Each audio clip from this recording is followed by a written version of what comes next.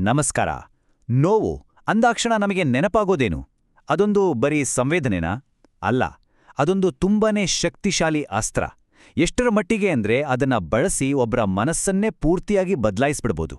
ಅದು ನಿಜವಾಗ್ಲೂ ಸಾಧ್ಯನಾ? ಬನ್ನಿ, ಇವತ್ತಿನ ಈ ವಿಶ್ಲೇಷಣೆಯಲ್ಲಿ ಇದೇ ಪ್ರಶ್ನೆಯ ಹಿಂದಿರುವ ಸತ್ಯವನ್ನ ಹುಡುಕೋಣ. ಪ್ರಶ್ನೆ ಇಷ್ಟೇ: ನೋವನ್ನ ಬಳಸಿ ಒಬ್ಬರ ಆಲೋಚನಾ ಕ್ರಮವನ್ನೇ ಬುಡಮೇಲು ಮಾಡೋದು ಸಾಧ್ಯನಾ? ಇದು ಸುಮ್ಮನೆ ಯಾವುದೋ ಸಿನಿಮಾದ ಕತೆ ಅಲ್ಲ. ಇಡೀ ಇತಿಹಾಸದುದ್ದಕ್ಕೂ ಇದನ್ನ ವಾಸ್ತವದಲ್ಲಿ ಪ್ರಯೋಗ ಮಾಡಲಾಗಿದೆ. ಹೌದು, ಇದು ಕೇವಲ ಫಿಲಾಸಫಿ ಪ್ರಶ್ನೆಯಲ್ಲ.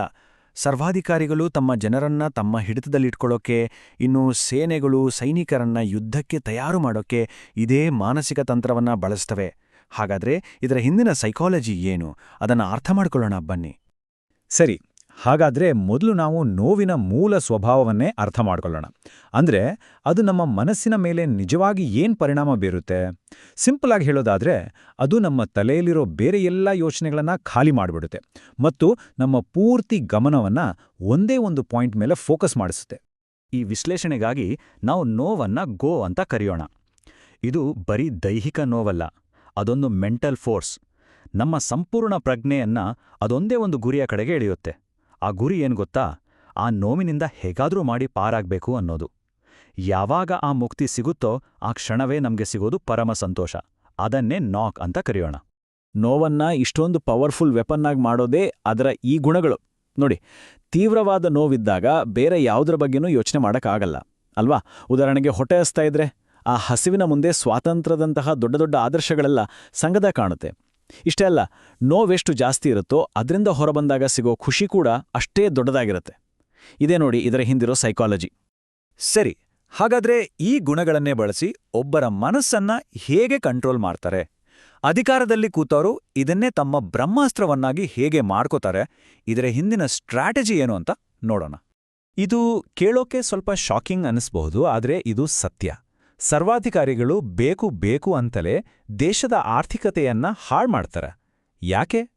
ಯಾಕಂದ್ರೆ ಜನ ಬಡತನ, ಹಸಿವು ಅನ್ನೋ ನೋವಿನಲ್ಲಿ ಮುಳುಗಿ ಹೋದ್ರೆ ಅವ್ರಿಗೆ ಬೇರೆ ಯೋಚನೆನೇ ಬರೋದಿಲ್ಲ. ಹೊಟ್ಟೆಪಾಡಿಗೆ ಚಿಂತೆ ಇರುವಾಗ ಯಾರಿಲ್ಲಿ ಸ್ವಾತಂತ್ರ್ಯ, ಪ್ರಜಾಪ್ರಭುತ್ವದ ಬಗ್ಗೆ ತಲೆ ಕೆಡಿಸ್ಕೊಳಕ್ ಹೋಗ್ತಾರೆ?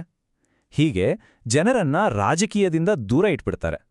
ಮಿಲಿಟರಿ ಟ್ರೈನಿಂಗ್ನಲ್ಲೂ ಇದೇ ಪ್ರಿನ್ಸಿಪಲ್ ಅನ್ನ ತುಂಬಾನೇ ಸಿಸ್ಟಮ್ಯಾಟಿಕ್ ಆಗಿ ಬಳಸ್ತಾರೆ. ನೋಡಿ, ಸ್ಟೆಪ್ 1, ನಿದ್ದೆ, ಊಟದಂತಹ ಬೇಸಿಕ್ ಅಗತ್ಯಗಳನ್ನು ಕಂಟ್ರೋಲ್ ಮಾಡಿ ಸಿಕ್ಕಾಪಟ್ಟೆ ಫಿಸಿಕಲ್ ಪೇನ್ ಕೊಡ್ತಾರೆ. ಇದರಿಂದ ಏನಾಗುತ್ತೆ? ಸ್ಟೆಪ್ 2, ಮೈಂಡ್ ಪೂರ್ತಿ ಬ್ಲ್ಯಾಂಕ್ ಆಗುತ್ತೆ, ಒಂದು ರೀತಿ ಮಾನಸಿಕ ಶೂನ್ಯ ಸ್ಥಿತಿ. ಯೋಚನೆ ಮಾಡೋ ಶಕ್ತಿ ಕಡಿಮೆ ಆದಾಗ ಆ ಖಾಲಿ ಮನಸ್ಸಿಗೆ ಸ್ಟೆಪ್ 3, ದೇಶಭಕ್ತಿ, ನಿಷ್ಠೆ, ಶತ್ರುಗಳ ಮೇಲೆ ದ್ವೇಷದಂತಹ ಹೊಸ ಐಡಿಯಾಗಳನ್ನು ತುಂಬಿಡ್ತಾರೆ. ಇದನ್ನೇ ಮೈಂಡ್ ರೀಪ್ರೋಗ್ರಾಮಿಂಗ್ ಅಂತ ಅನ್ನೋದು. ಈ ಕಾನ್ಸೆಪ್ಟನ್ನ ಇನ್ನಷ್ಟು ಚೆನ್ನಾಗಿ ಅರ್ಥ ಮಾಡ್ಕೊಳ್ಳೋಕೆ ಆನಿಮಲ್ ಟ್ರೈನಿಂಗ್ ಉದಾಹರಣೆ ಬೆಸ್ಟ್. ಯೋಚನೆ ನೋಡಿ, ಒಂದು ಪ್ರಾಣಿಗೆ ಕೆಲವು ದಿನ ಹಸಿವಿನಲ್ಲಿಟ್ಟು ಆಮೇಲೆ ಅದಕ್ಕೆ ಊಟ ಹಾಕಿದ್ರೆ ಏನಾಗುತ್ತೆ?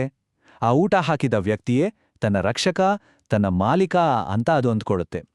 ಅಂದ್ರೆ ಮೊದಲು ನೋವು ಕೊಟ್ಟು ಆಮೇಲೆ ಅದಕ್ಕೆ ಪರಿಹಾರ ಕೊಡೋ ಮೂಲಕ ಅದ್ರ ಮೇಲೆ ಕಂಟ್ರೋಲ್ ಸಾಧಿಸೋದು. ಆದ್ರೆ ಕತೆ ಇಲ್ಲಿಗೆ ಮುಗಿಯಲ್ಲ. ನೋವಿಂದ ಪಾರಾಗೋದೇ ಸಂತೋಷ ಅಂದ್ರೆ ನಾಕಲ್ವಾ? ಆದ್ರೆ ಈ ಸಂತೋಷ ಕೂಡ ಅಷ್ಟು ಸಿಂಪಲ್ ಅಲ್ಲ. ಅದು ಕೂಡ ತುಂಬಾನೇ ಕಾಂಪ್ಲೆಕ್ಸ್. ತನ್ನಲ್ಲೇ ಒಂದು ದೊಡ್ಡ ಪ್ಯಾರಡಾಕ್ಸ್ ಅಂದ್ರೆ ವಿರೋಧಾಭಾಸವನ್ನ ಬಚ್ಚಿಟ್ಕೊಂಡಿದೆ.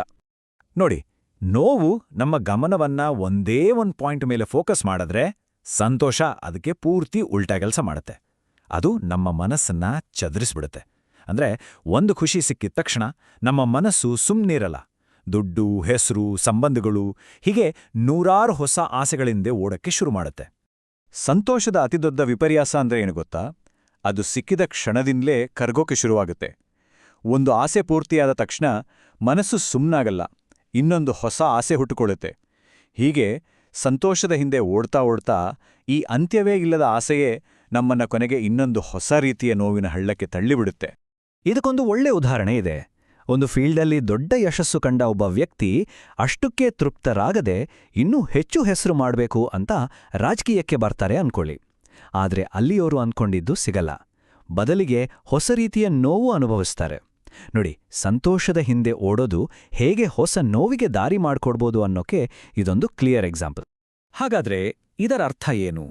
ನೋವು ಮತ್ತು ಸಂತೋಷ ಎರಡೂ ಸೇರಿ ನಮ್ಮನ್ನ ಒಂದು ಸೈಕಲ್ನಲ್ಲಿ ಸಿಕ್ಕಾಕಿಸ್ಬಿಡುತ್ತೆ. ಈ ಫಿಲಾಸಫಿಕಲ್ ಫ್ರೇಮ್ವರ್ಕ್ನ ಈಗ ಅರ್ಥ ಮಾಡ್ಕೊಳ್ಳೋಣ. ಬೌದ್ಧ ಧರ್ಮದಲ್ಲಿ ಸಂಸಾರ ಅಂತ ಒಂದು ಕಾನ್ಸೆಪ್ಟ್ ಇದೆ.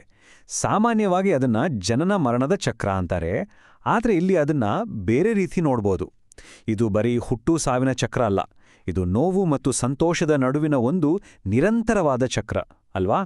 ನಾವು ನೋವಿನಿಂದ ತಪ್ಪಿಸ್ಕೊಡೋಕೆ ಸಂತೋಷದ ಹಿಂದೆ ಓಡ್ತೀವಿ, ಆದರೆ ಆ ಸಂತೋಷದ ಬೆನ್ನಟ್ಟುವಿಕೆಯೇ ನಮ್ಮನ್ನ ಮತ್ತೆ ನೋವಿಗೆ ತಳ್ಳುತ್ತೆ. ಈ ಸೈಕಲ್ ಇದೆಯಲ್ಲ, ಇದನ್ನೇ ಬುದ್ಧನ ಸರ್ವಂ ದುಃಖಂ ಅನ್ನೋ ಮಾತು ಹೇಳೋದು. ಇದರ ಅರ್ಥ ಜೀವನದಲ್ಲಿ ಖುಷಿಯೇ ಇಲ್ಲ ಅಂತ ಅಲ್ಲ. ಅದರರ್ಥ ಖುಷಿ ಮತ್ತು ನೋವು ಎರಡೂ ಒಂದೇ ಸೈಕಲ್ನ ಭಾಗಗಳು. ಮತ್ತು ಈ ಸೈಕಲ್ನಲ್ಲೇ ಸಿಕ್ಕಿ ಹಾಕೊಳ್ಳೋದು ಇದೆಯಲ್ಲ, ಅದೇ ಒಂದು ರೀತಿಯ ಬಂಧನ, ಅದೇ ದುಃಖ. ಹಾಗಾದ್ರೆ ಈ ಅಂತ್ಯವೇ ಇಲ್ಲದ ಚಕ್ರದಿಂದ ಹೊರಬರೋಕೆ ದಾರಿನೇ ಇಲ್ವಾ? ಇರ್ಬೋದು, ಇದೆ. ಆ ಪರಿಹಾರದ ದಾರಿ ಯಾವುದು ಅಂತ ಈಗ ನೋಡೋಣ. ನಮ್ಮ ಜೀವನವಲ್ಲ ಒಂದು ಚಾರ್ಟ್ ರೀತಿ ನೋಡಿದರೆ ಹೇಗಿರುತ್ತೆ? ಅಂದಾಜು ಒಂದು 70% ನೋವು, ಕೇವಲ 10% ಸಂತೋಷ ಮತ್ತು ಉಳಿದ 20% ಶಾಂತಿ. ಈ ನಂಬರ್ಗಳು ಒಂದು ಆಳವಾದ ಸತ್ಯದ ಕಡೆಗೆ ನಮ್ಮ ಗಮನ ಸೆಳೆಯುತ್ತೆ. ಹಾಗಾದ್ರೆ ಇಲ್ಲಿ ಗಮನಿಸಬೇಕಾದ ಮುಖ್ಯ ಪಾಯಿಂಟ್ ಏನು ಅಂದ್ರೆ, ನಮ್ಮ ಗುರಿ ಆ 10% ಇರೋ ಸಂತೋಷವನ್ನ ಜಾಸ್ತಿ ಮಾಡ್ಕೊಳ್ಳೋದಾಗಿರಬಾರ್ದು. ಬದಲಿಗೆ ಆ 20% ಇದೆಯಲ್ಲ, ನೋವು ಇಲ್ಲ ಸಂತೋಷವೂ ಇಲ್ಲದ ಒಂದು ಸ್ಥಿತಿ, ಆ ಶಾಂತಿ ಅಥವಾ ಪ್ರಶಾಂತತೆಯ ಜಾಗವನ್ನ ದೊಡ್ಡದು ಮಾಡ್ಕೊಳ್ಳೋದು ನಮ್ಮ ಗುರಿಯಾಗಿರಬೇಕು. ಯಾಕಂದ್ರೆ ನಿಜವಾದ ನೆಮ್ಮದಿ ಇರೋದೇ ಅಲ್ಲಿ. ಇದನ್ನೇ ಬೌದ್ಧ ಧರ್ಮದಲ್ಲಿ ಹೇತಲ್ ಅಂದ್ರೆ ಜ್ಞಾನೋದಯ ಮತ್ತು ಯೋಲ್ಬಾನ್ ಅಂದ್ರೆ ನಿರ್ವಾಣ ಅಂತ ಕರೆಯೋದು. ಸಿಂಪಲ್ ಆಗಿ ಹೇಳಿದ್ರೆ, ನೋವು ಸಂತೋಷದ ಈ ಸೈಕಲ್ ಬಗ್ಗೆ ಅರಿವು ಮೂಡಿಸ್ಕೊಳ್ಳೋದೇ ಜ್ಞಾನೋದಯ, ಮತ್ತು ಆ ಎರಡೂ ಸ್ಥಿತಿಗಳಲ್ಲಿ ಯಾವುದಕ್ಕೂ ಅತಿಯಾಗಿ ಅಂಟಿಕೊಳ್ಳದೆ ಬ್ಯಾಲೆನ್ಸ್ಡ್ ಆಗಿ ಶಾಂತವಾಗಿರೋದೇ ನಿರ್ವಾಣ.